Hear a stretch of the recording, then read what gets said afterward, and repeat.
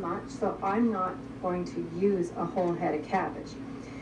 Just as an FYI, this is looks like about an 8-inch cabbage.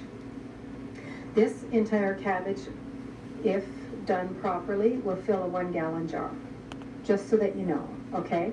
So if you are wanting to mix a red cabbage with a green cabbage, and this one looks like it's about 10 or 12 inches, just know that this would probably, at least, if you're not adding any other ingredients, be 2 gallons of finished kraut. So I'm only going to use 1/4 of the red today and 1/4 of the green. I save the outside leaves. I wash them and I save them. And then I will ferment just the leaves, the outside leaves. And what I'll do with the outside leaves is I'll make cabbage rolls with them.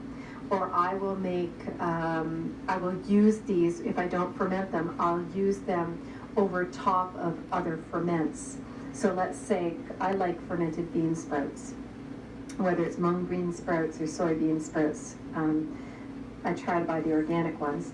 I will put this over top. Or if I'm doing fermented, let's see, what else do I do? Oh, sort of like salads. I do fermented salads using different types of sprouts, alfalfa sprouts, broccoli sprouts, pea sprouts, etc.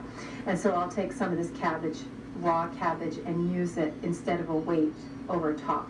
So these cabbage leaves, outer cabbage leaves, you'll notice a lot of people, at least I do at the grocery store where I go to, they peel all the outer cabbages off, and the grocery store has a big box underneath, and they toss them. And I just go, oh my gosh, I'd like to take that box home, because what I could do with those cabbage leaves is unbelievable. But each to their own. So I buy cabbage with the nice green leaves. I just make sure I wash them. So something to keep in mind, okay? If you've always bought cabbage that's nice and tight and bright red and it doesn't have a lot of that external, you might find now that you're starting to look for this type of a cabbage. And yes, it's dirty, but you just wash it. No big deal. So you'll notice this it's blemished. I'm not going to keep this. This to me, I will feed to I have a vermicompost, meaning I have little red wiggler worms in a stackable compost, and I feed them scraps.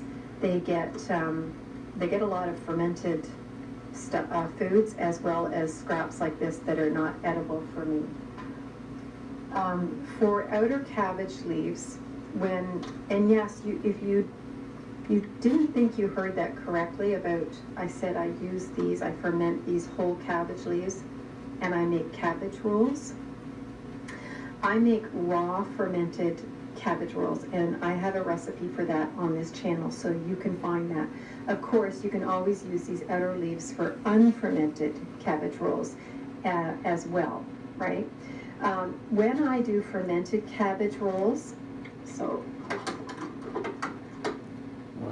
this stem that's in here, the spine of the cabbage, I will cut that out. Sorry, when I don't ferment it, I will cut that out. But when I'm actually fermenting it, I leave that spine in, because that gets soft and it's edible and it's more pliable. Like, see, I can't roll it, right, because it snaps. And that's why when I use an unfermented raw cabbage leaf for a cabbage roll, I cut that spine out. But when I'm doing and I do a full ferment cabbage roll, meaning that I ferment the rice as well before I put it in here. So I will leave that spine in. Similarly, if I'm using this to put on top of another ferment, such as, fermented zucchini or fermented broccoli or fermented cauliflower, or my dill pickles, my fermented dill pickles or anything like that, then again I will cut this spine out because I'm putting the leaf in raw. And so I will chop it up like this and put in the pieces like this, so no spine. Now that said, the spines are still fermentable. So don't toss them unless, of course, you want to throw them in your vermicompost or your compost. Just chop them up really super fine and add it to your kraut. To ferment the whole cabbage leaves, you're going to need a large vessel. This is a 1 gallon. Remember I showed you I had the half a gallon? This is a full gallon. I picked it up for $7.77 Canadian. And I'm going to add approximately a tablespoon or more of the salt. And I've just packed the leaves in without breaking the spines. So let's take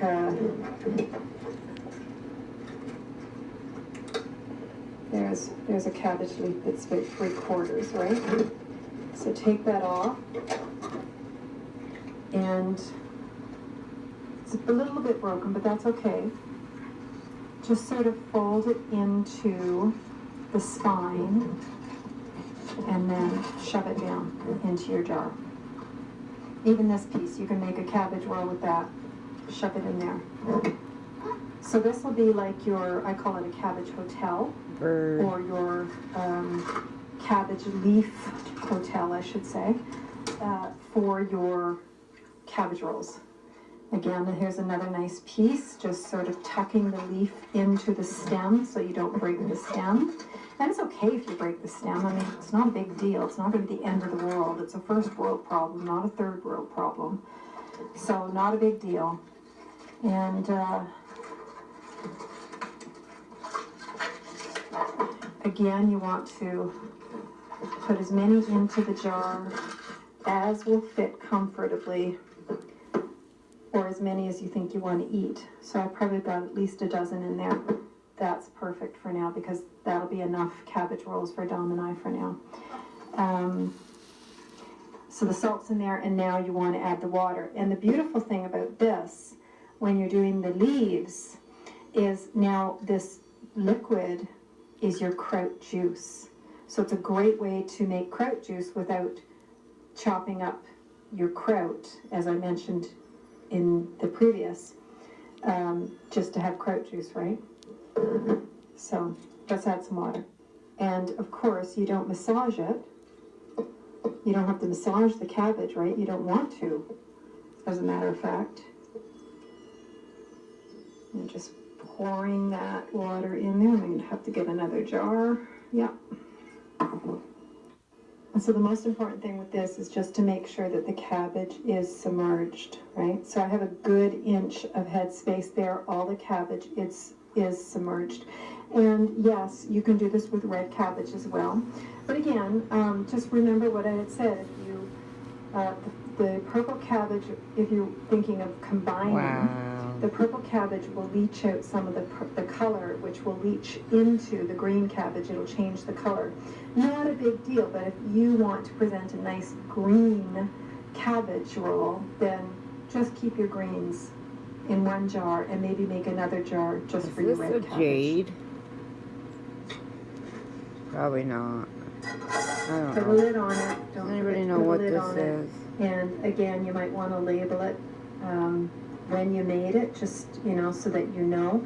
Now, how long will it take for these cabbage leaves to ferment? Again, it might take a little longer depending on the temperature, right? Because temperature has a lot to do with it. So ideally, I leave them in here for at least a month in my back room, and then I find they're ready.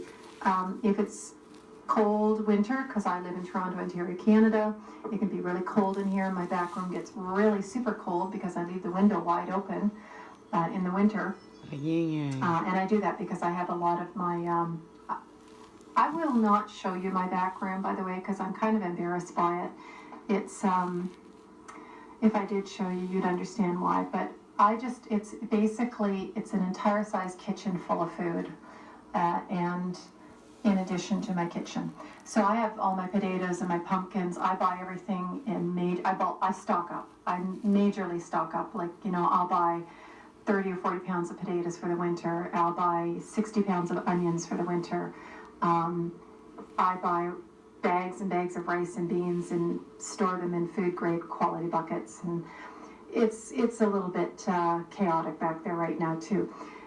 The reason why I keep the window open in the winter is so that it's cold enough that my potatoes and my garlic and my onions and all those things, my squashes, my pumpkins, will last. Essentially, I make it into a cold cellar, even though I'm on the 3rd floor. It's like a cold cellar. So because of that, this particular cabbage may take upwards to 3 months to ferment. Again, temperature, indoor temperature is vital. So obviously, if I wanted this to ferment faster, I would bring it out to the kitchen, where my kitchen is probably one of the warmest rooms in my house. And I might even put it, I have the old hot water. This building that I live in is about 80 to 100 years old. It has the old hot water style heaters. And so I might put this up against the hot water heater if I want to ferment a little faster. And I can wrap it in a cozy, like a little tea cloth or something, and that will help it to ferment faster. Some people use heating pads. I've had a conversation online with a lady recently. I see the pros and cons to it. It's up to you, but I find a towel, wrapping it in a towel or a couple of nice big thick terry cloth towels is quite beneficial, and secure it with elastic. And that goes for kombucha in particular, because kombucha likes to be nice and warm without being hot to ferment. Okay, so let's move on. So just to be sure I'm not misunderstood, the only reason why I'm using a food grade quality container is to massage the kraut. I am not going to ferment in a food grade quality plastic container for a couple reasons, and I want to share why. First of all, my body is far too sensitive to chemicals.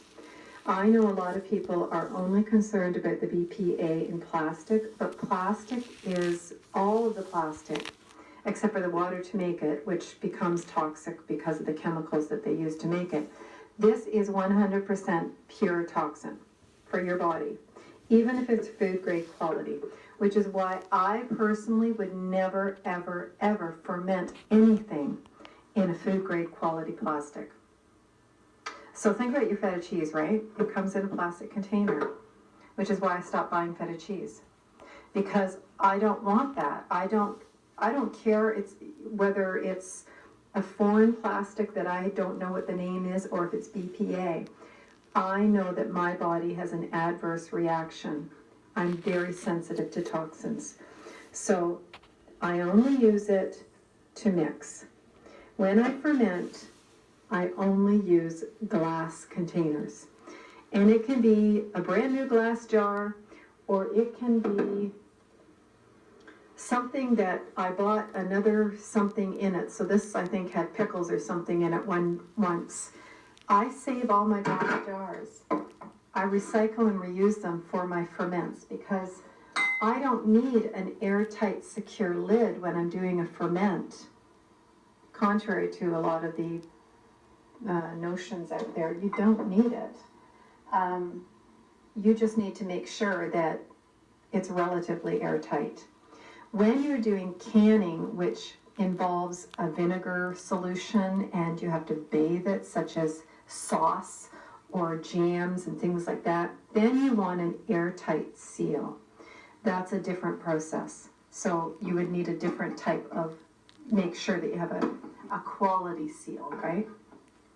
So any kind of glass, as long as it's clean and as long as it's big enough Oh my for God, you look at to the eyes do your roll. ferments. Now, Look when at it the comes eyes to kraut, open up. just as an FYI, you'll notice that this is a small diameter, and this is a large. So they call this wide mouth, and they call this regular.